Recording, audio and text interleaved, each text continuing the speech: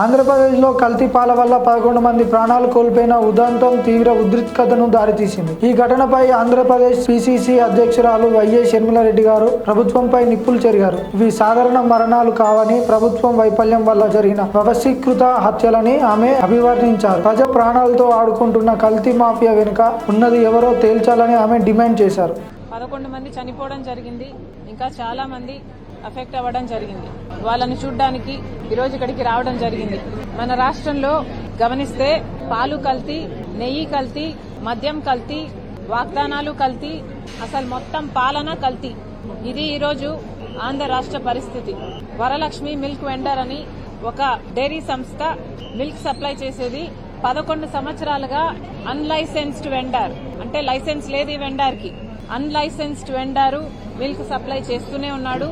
ఏ department ఏ action తీసుకోలేదు. మొన్న మధ్య ఇథిలిన్ గ్లైకాల్ అని కూలెంట్ కు వాడే ఒక కెమికల్ మిల్క్ లో కలిసి ఏకంగా 11 మంది చనిపోవడం జరిగింది. 9 మంది ఇంకా ప్రాణాల కోసం పోరాడుతున్నారు. వీరిలో 5 మంది కండిషన్ చాలా క్రిటికల్ గా ఉంది. ఇద్దరైతే బిడ్డలు, 5 సంవత్సరాల లోపల బిడ్డలు.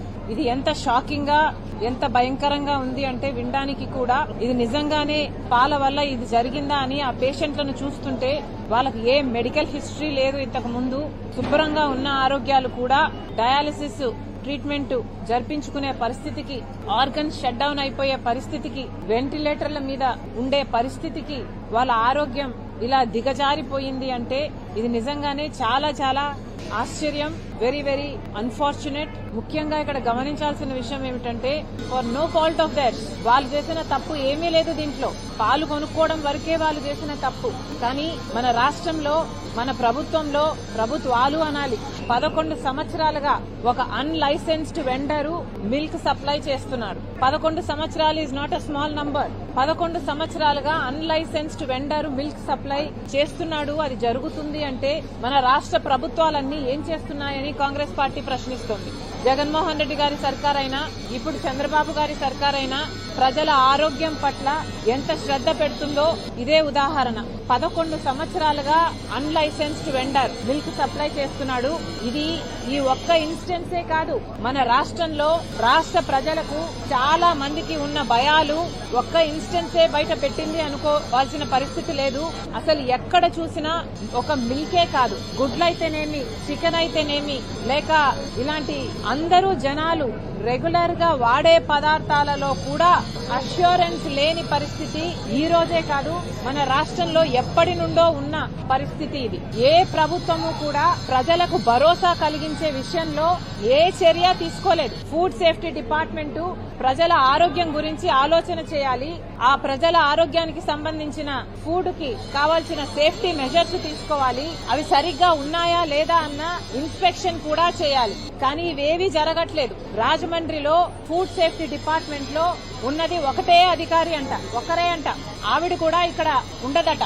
అంటే ప్రజల ఆరోగ్యం అంత లోకు అయిపోయిందా అని అడుగుతోంది కాంగ్రెస్ పార్టీ. అసలు పాలైనా, గుడ్లైనా, చికెన్ అయినా, లేక ఏ నెసెసిటీస్ అయినా కూడా రోజు వాడే పదార్థాలలో కూడా కనీసం సేఫ్టీ మెజర్స్ లేకపోతే, ఒక నిఘా లేకపోతే ఎవరైనా ఏదైనా ఇదే పరిస్థితికే దిగజారుతుంది.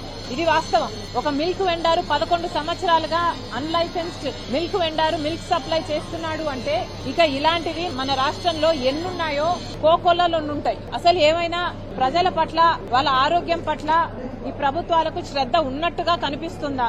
ఏఐల గురించి మాట్లాడుతున్నారు, పెద్ద పెద్ద మాటలు చెప్తున్నారు. కానీ చంద్రబాబు గారు ఆలోచన చేయాల్సిన కనీస బాధ్యత ప్రజల ఆరోగ్యం గురించి. ఉన్న ప్రజలకు వాళ్ళ ఆరోగ్యానికి దిక్కులేదు, చూసుకునే దిక్కులేదు. ఇక పాపులేషన్ పెంచాలని చంద్రబాబు గారు 2, 3, 4, 5 బిడ్డల్ని కనమంటున్నారు. కాస్త చంద్రబాబు గారు ఉన్న ప్రజల గురించి, వాళ్ళ ఆరోగ్యం గురించి ఆలోచన చేయాల్సిన అవసరం ఉంది. ఒక బేసిక్ నెసెసిటీ అంటే పాలు అన్నది ప్రతి ఒక్కరూ ప్రతి ఇంట్లో తీసుకునేది. కానీ ఈ పాల విషయానికే వస్తే చాలా మందికి ఉన్న భయాలు పాలు పాలల్లో యూరియా కలిసిందేమో, లేక స్టార్చ్ కలిసిందేమో, లేక డిటర్జెంట్ కలిసిందేమో, లేక నీళ్లైతే వదిలేయండి, నీళ్లు కలిసినా కూడా సరే పలసబడతాయి కానీ ఆరోగ్యానికి ఏ హాని జరగదు. అది కూడా ఏ నీళ్లు కలిపారో, ఫిల్టర్డ్ వాటరో లేక హైజీన్ ఉందో లేదో అది కూడా తెలియదు. కనీసం పాల విషయానికి వస్తే కూడా ప్రభుత్వం ఒక అష్యూరెన్స్ ఇవ్వలేకపోతే ఈ ప్రభుత్వాలు ఉంటే ఎంత, ఊడితే ఎంత.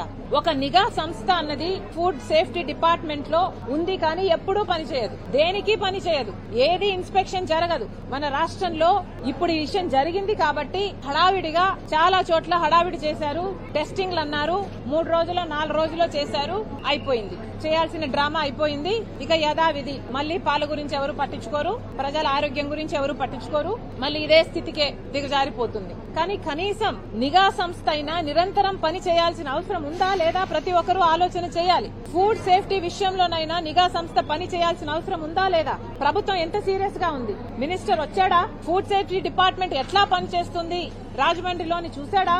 కనీస బాధ్యత కూడా లేకుండా ఈ రోజు ప్రభుత్వాలు వ్యవహరిస్తున్నాయి అంటే ఇలాంటి ప్రభుత్వాలు ఉంటే ఎంత, ఊడితే ఎంత? ప్రజలందరిలో కూడా ఈ ఆలోచన రావాలి, చైతన్యం రావాలి. నిఘా సంస్థ అన్నది ప్రభుత్వ బాధ్యత. నిఘా సంస్థ ఉండుంటే, నిఘా సంస్థలు నిఘా పెట్టి ఇలాంటివి క్రాక్ డౌన్ చేస్తుంటే ఈ ప్రమాదం జరిగేదే కాదు. అసలు ఈ రోజు 11 మంది ప్రాణాలు కోల్పోయారండి, చచ్చిపోయారు, బ్రతికి లేరు. ఇంకొంతమంది అయితే ప్రాణాలతో కొట్టుమిటాడుతున్నారు. అసలు వాళ్ళ పరిస్థితి చూస్తే ఇక్కడ పైపు పెట్టడం జరిగింది, ఇదంతా అసలు రీనల్ సిస్టమ్ పని చేయటం లేదు, అసలు వాళ్ళ కుటుంబాలు ఏడుస్తున్నాయి. ఇది వరకు బాగా ఉన్న మనుషులండి వీళ్ళంతా.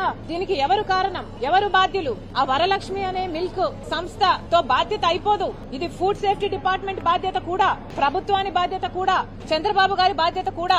ఇవన్నీ ప్రభుత్వ హత్యలు. వాస్తవంగా చెప్పాలంటే ఇవన్నీ ప్రభుత్వ హత్యలు. ఎందుకంటే వాళ్ళ డిపార్ట్మెంట్ సరిగ్గా పనిచేస్తుంటే, వాళ్ళ నిఘా సంస్థ సరిగ్గా పనిచేస్తుంటే ఈ రోజు ఈ పరిస్థితి వచ్చేదే కాదు. ఇర్రెస్పాన్సిబిలిటీ అండి, ఇర్రెస్పాన్సిబిలిటీ. ప్రతి అడుగులోనూ ఇర్రెస్పాన్సిబిలిటీ కనిపిస్తుంది ఇక్కడ. అసలు ఎంత ఇర్రెస్పాన్సిబుల్ గా ఉన్నారంటే కనీసం ఫుడ్ సేఫ్టీ డిపార్ట్మెంట్ అనేది ఒకటి మన రాష్ట్రంలో ఏడ్చిందా, ఉందా, చచ్చిందా?